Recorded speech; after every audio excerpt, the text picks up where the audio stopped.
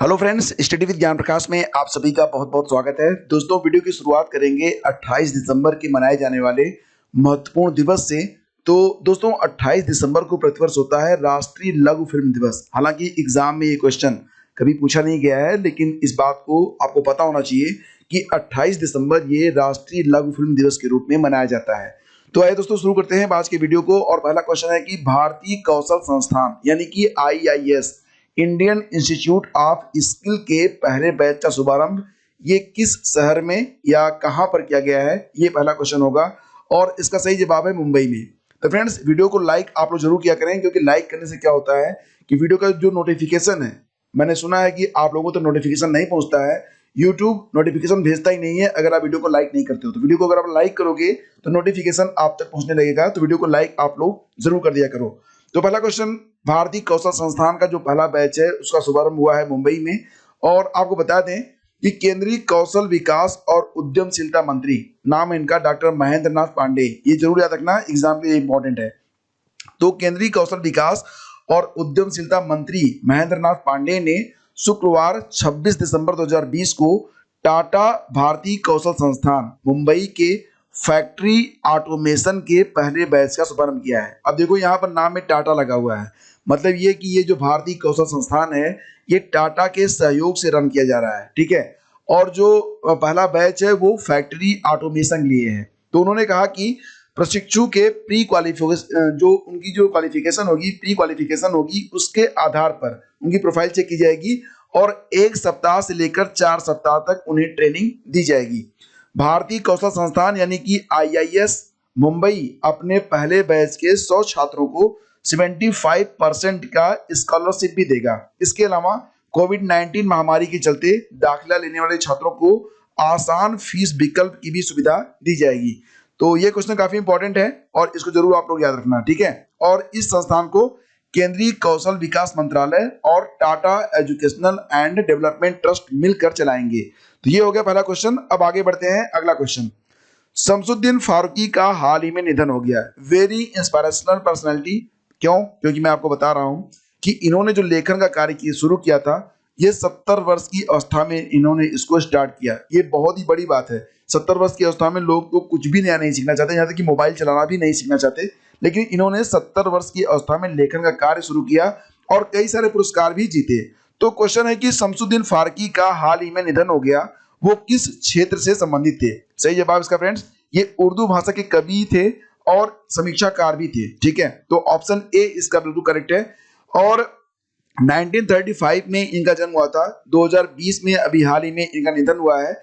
70 वर्ष की अवस्था से इन्होंने लिखना शुरू किया था। 1996 में इनको मिला था सरस्वती सम्मान और 2009 में ये पद्मश्री से भी सम्मानित हुए थे। इनके जो प्रसिद्ध उपन्यास हैं उनमें से दो एक बार आपको बता देता हूँ। एक तो है कई चांद और थे सरे आसमां। कई चांद और थे सरे आसमां, ये इनका सबसे चर्चित उपन्यास है। सबसे बड़ा कर्तव्य, ये भी इनकी किताब है जो कि काफी मशहूर है, ठीक है। चलो आगे बढ़ते हैं। IIT में छात्रों के प्रवेश और फैकल्टी रिजर्वेशन पर एक जो समिति गठित की गई थी, कमेटी गठित की गई थी, उसका नेतृत्व कौन कर रहे हैं? तो फ्रेंड्स, ये जो तस्वीर है, अगर आप पहचान रहे होंगे तो ये तस्वीर है वी राम गोपाल राव की। वी राम गोपाल राव कौन है? ये डायरेक्टर हैं IIT दिल्ली के। और ये जो समिति है उसका नाम भी वी राम गोपाल राव समिति ही रखा गया है, इसका नाम। और इसका जो मकसद था वो ये है कि IIT में छात्रों के प्रवेश और फैकल्टी में रिजर्वेशन पर प्रभावी सुझाव देना। अप्रैल 2020 में यह कमेटी शिक्षा मंत्रालय ने गठित की थी, ताकि इस मुद्दे पर जो कमेटी है वो अपना प्रभावशाली वर्डिक्ट या सलाह दे सके। आगे, हाल ही में समाचारों में रहा BBX11 जीन किसमें मदद करता है? BBX11 gene. तो दोस्तों, ये जो जीन है ये पौधों को हरा भरा रखने में मदद करता है। तो ये काफी इंपॉर्टेंट क्वेश्चन है, डेफिनेटली इसको आप वेरी वेरी इंपॉर्टेंट में रखिए, ठीक है।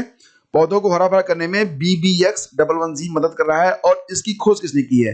तो फ्रेंड्स, जैसा कि आप लोग जानते हैं, पुणे हो, मोहाली हो और भी कई जगह हैं, जहां पर कोलकाता, वहां पर IISER यानी कि Indian institute of science education and research की अलग अलग विंग्स हैं।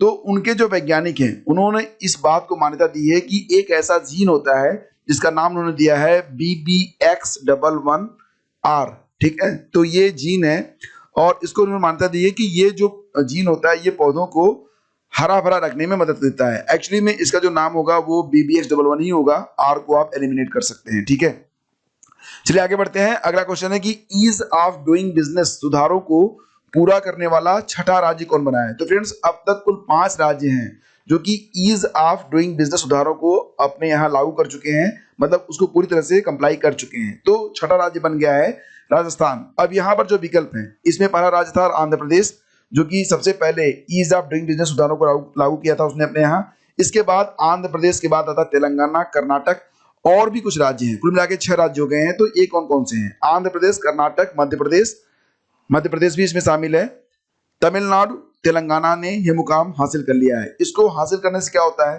तो दोस्तों इस टारगेट को अचीव करने वाला जो राज्य होता है वो ओपन मार्केट से 2731 करोड़ रुपए का अतिरिक्त कर्ज ले सकता है।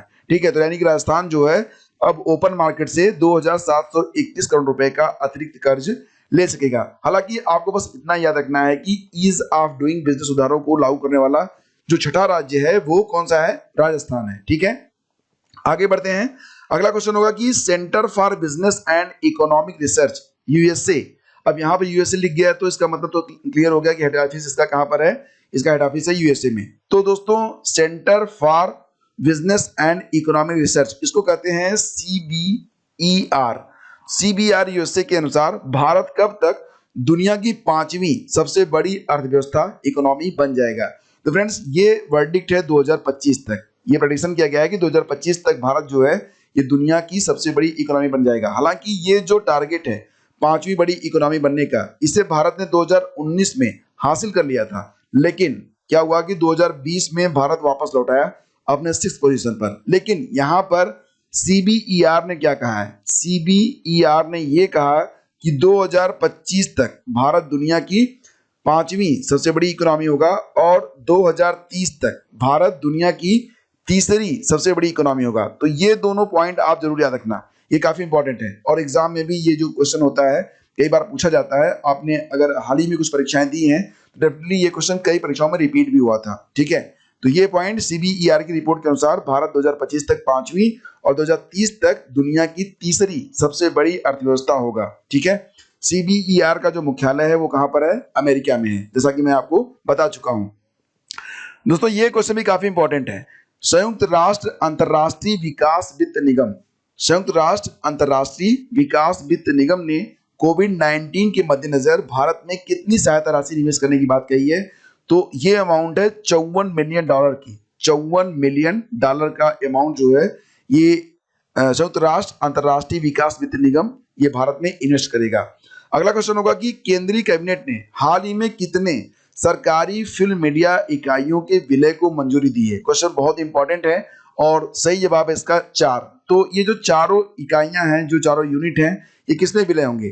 तो दोस्तों यहाँ पर फिल्म डिवीजन, फिल्म समारोह निदेशालय, भारतीय राष्ट्रीय फिल्म अभिलेखागार और बाल फिल्म सोसाइटी का विलय नेशनल फिल्म डेवलपमेंट कॉर्पोरेशन में किया जाएगा। ठीक है, तो ये जो चारों सोसाइटीज हैं इसका विलय किसमें होगा? नेशनल फिल्म डेवलपमेंट कॉर्पोरेशन में। अब दोस्तों आपके लिए एक क्वेश्चन है, इसका जवाब आपको लिखना है नीचे कमेंट बॉक्स में। क्वेश्चन ये है कि हाल ही में झटपट प्रोसेसिंग पहल किस विभाग ने शुरू की है? अगर आपको पता है तो अभी आप कमेंट करिए, अगर आपको पता नहीं है तो आप गूगल कर सकते हैं, लेकिन लिखिए आप गूगल में झटपट प्रोसेसिंग या फिर डायरेक्टली अगर आप जानते हैं तो इसका आंसर करिए। बाकी के लोग, जो लोग नहीं कर रहे हैं सर्च या फिर नहीं कमेंट कर रहे हैं, तो वो लोग नीचे जाएंगे और जिसका सही उत्तर होगा उसका वो लोग रिव्यू करेंगे, उसको लाइक कर देंगे। तो फ्रेंड्स लगातार प्रश्नों की सीरीज ये जारी है और हम आपके लिए सबसे अच्छे, सबसे चुनिंदा प्रश्न लेकर आ रहे हैं जो आपकी परीक्षा के लिए बहुत ही इंपॉर्टेंट है। इसलिए प्रतिदिन मात्र कुछ समय देकर, कुछ मिनट देकर आप बहुत ही अच्छा स्कोर कर सकते हैं और मैं आप सभी को बेस्ट विशेष देता हूं 2021 में आप अपनी मंजिल को जरूर प्राप्त करें और आपके जीवन में एक अस्थायित्व हो, खुशहाली हो और आपका जीवन आनंदमय रहे। Thank you so much. मिलते हैं आपसे अगले वीडियो में। आगे दीजिए, नमस्कार, जय हिंद।